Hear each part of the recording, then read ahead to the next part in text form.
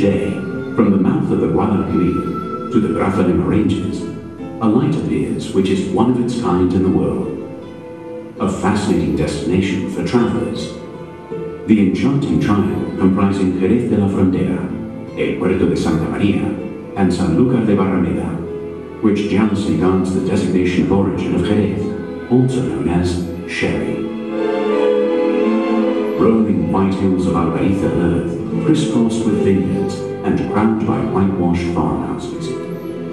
Wine cellars with an architecture which blends into the old borders of these ancient cities.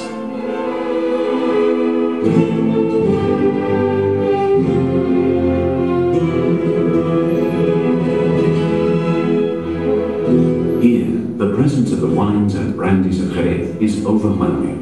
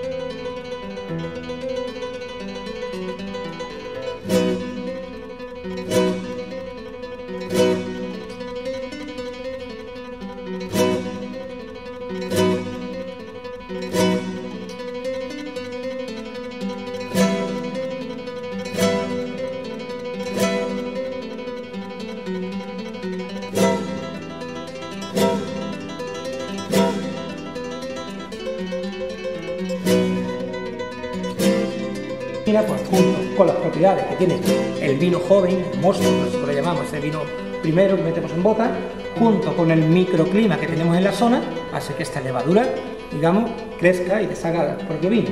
Y esta levadura, que lo que está haciendo, va a aislar el vino del contacto del aire, la cual le va a dar toda la...